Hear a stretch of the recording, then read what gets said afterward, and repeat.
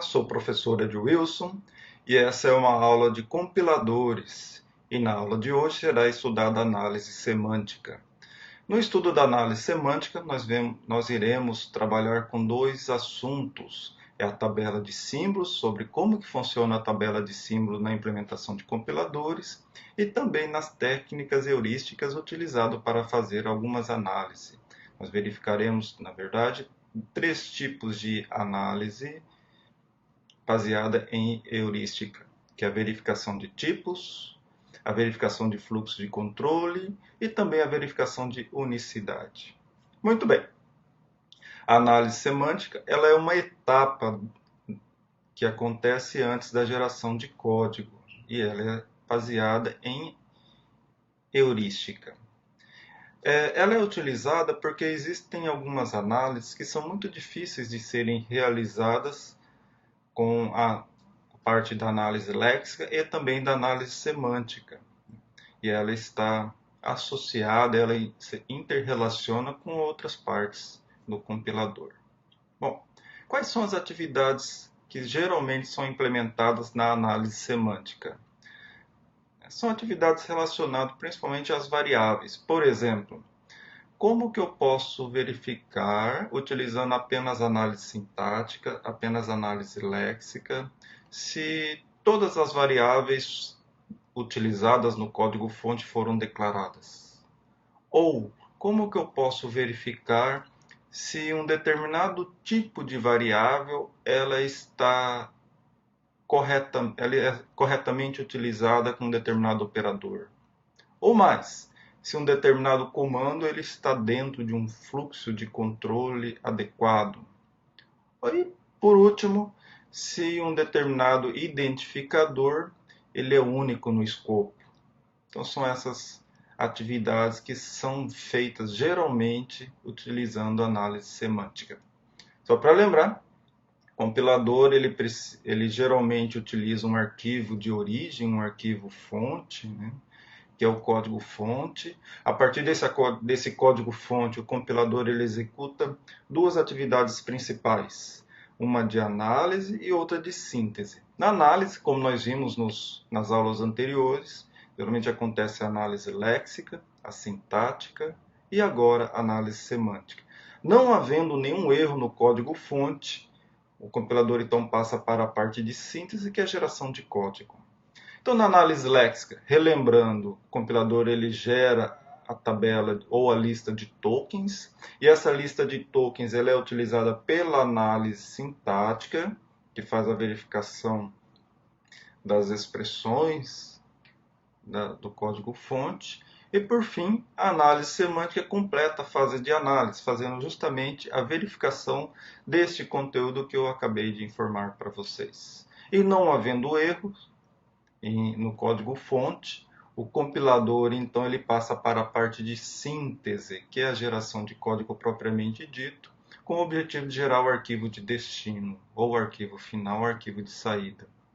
O compilador ele pode gerar um arquivo de destino que seja um arquivo executável, que é entendido, compreendido por um determinado sistema operacional, ou pode ser também um arquivo compilado, ou melhor, um arquivo que será interpretado posteriormente. Mas esse é assunto de uma outra aula. Pois bem, então quais são as estruturas que são geralmente utilizadas para apoiar a análise semântica? São estruturas que ajudam na análise semântica para saber quais símbolos foram definidos, ou que representa um determinado símbolo e qual é o escopo da validade desse símbolo. Aqui está um exemplo. Esse é um código escrito em linguagem C++ e é um código relativamente simples. Foi definida uma única função principal e dentro dessa função principal foi atribuído o número 10 para a variável A. E na sequência, o método cout ele escreve na tela uma mensagem que está dizendo o valor de A, e e mostra também o conteúdo ou valor da variável A. Percebam o seguinte, que este código, se ele for compilado num compilador C++, o compilador ele vai apresentar uma mensagem de erro. Ele vai falar que na função main, né, o identificador ou a variável A não foi declarada. Então, o que isso significa? Que o programador tentou utilizar uma variável, atribuiu um valor para ela sem fazer a declaração prévia. A linguagem C, C++, Java, ela requer que a variável tenha sido previamente declarada. Então, é necessário declarar o tipo, declarar a variável e o seu tipo correspondente. Algumas linguagens, como Python, não precisa fazer declaração prévia de variável, mas aí o funcionamento é um pouquinho diferente. Pois bem, um outro exemplo está aqui. Agora, percebam que o programador ele declarou a variável A do tipo inteira e também já fez uma atribuição de valor. Então, A foi declarado do tipo inteiro e recebe o valor 5. Percebam que também foi criada uma variável nova chamada B, atribuído com 5, é do tipo float, ou ponto flutuante. E na sequência é pedido para mostrar o resultado da operação aritmética A percentual B. O operador percentual ele trabalha com o resto da divisão. Então é esperado que seja apresentado o resto da divisão de 9 dividido por 5, da variável A que tem o valor 9 e a variável B tem o valor 5. Porém, percebam o seguinte, também é detectado um erro, né, e é apresentada a mensagem de erro.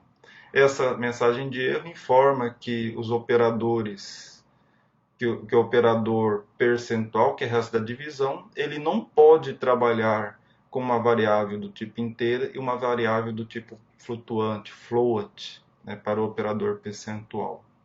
Então, ele faz aqui uma verificação de tipo de variável. E nesse outro exemplo, também é apresentada uma mensagem de erro, perceba o seguinte, que no programa principal foi declarado a variável A, foi atribuído o número 9 e na sequência foi chamada uma função mostra. E o que foi declarada uma função mostra e depois foi chamada a função mostra. O que faz a função mostra aqui? A função mostra simplesmente escreve na tela, ou deveria escrever na tela, a dois pontos e o valor da variável A. Porém, o erro ele acontece relacionado à questão do escopo. A variável A ela foi definida na função principal e ela não está no escopo da função mostra. Então, por isso que o compilador ele apresentou essa mensagem de erro, que o A não foi declarado no escopo da função. Então, se o programador realmente precisasse utilizar a variável A, que é uma variável global, ele precisa informar isso para o compilador e daí é uma outra maneira de fazer a programação. Lembrando que o uso de variáveis globais não é muito bem visto em programação, somente em alguns casos muito específicos que ela deve ser utilizada. Ou, explicando de outra forma, os programadores devem evitar o uso de variáveis globais.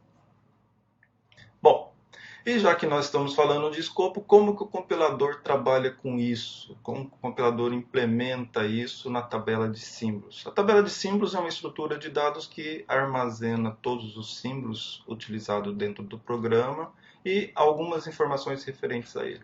Então, por exemplo, a própria função mostra que acabamos de utilizar. Internamente ela pode ser armazenada, né, com o próprio nome disso, mostra.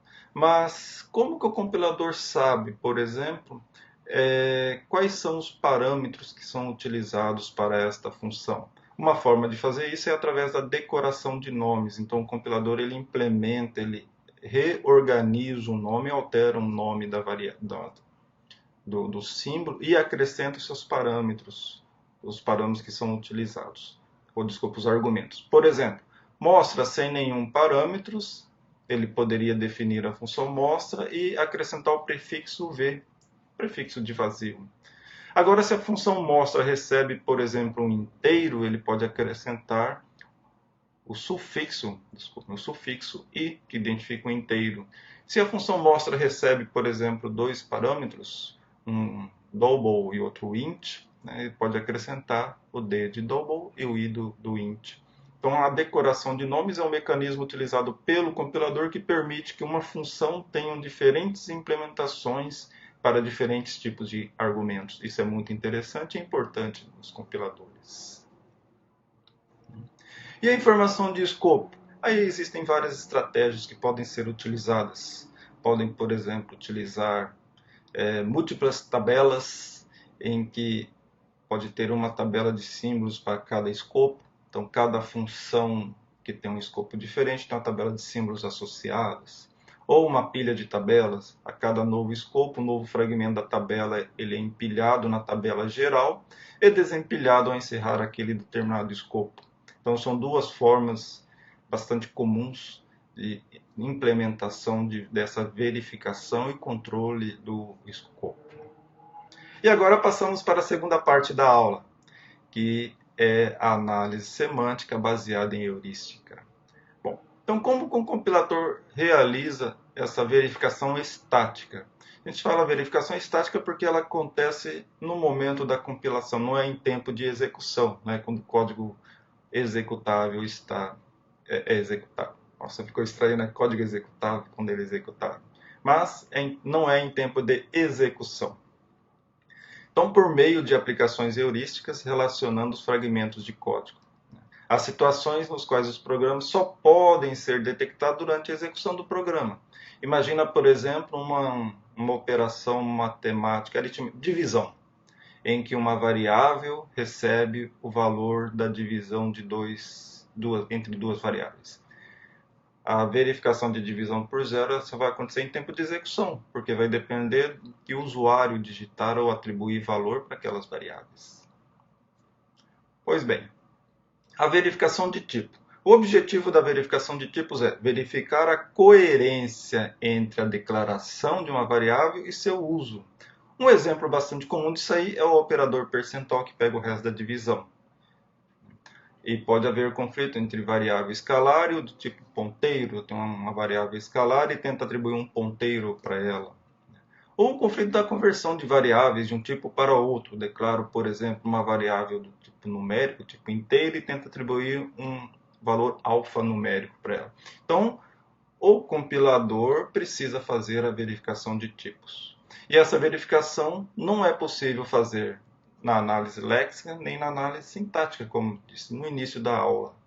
Para isso é feita a verificação durante a análise semântica. E a segunda verificação é a verificação de fluxo de controle. Existem determinados comandos que eles só têm sentido, só é utilizado dentro de um fluxo de controle, dentro de uma repetição, por exemplo. Então, o comando break, que finaliza uma execução, que para uma execução de uma estrutura de repetição, ele só tem sentido se ele for utilizado dentro desse fluxo de repetição. Não tem sentido utilizar o comando break ou continue, que era para continuar, fora de uma estrutura de repetição. Então, por isso que é feita a verificação dentro desse fluxo de controle. E, finalmente, a verificação de unicidade. A verificação de unicidade, ela detecta se identificadores são únicos dentro de um mesmo escopo. Então, eu não posso declarar dentro do meu programa fonte duas variáveis com o mesmo nome, ou duas funções com o mesmo nome, exceto se as funções utilizarem argumentos distintos. Então, eu não posso utilizar o mesmo nome de função que gera a mesma decoração resultante. E, por fim, são algumas sugestões de leitura do autor que escreveu esse livro para aprofundar um pouco mais esses assuntos. O autor do livro é o Ivan Ricart, que foi apresentado no início do vídeo. Bons estudos e até o nosso próximo vídeo.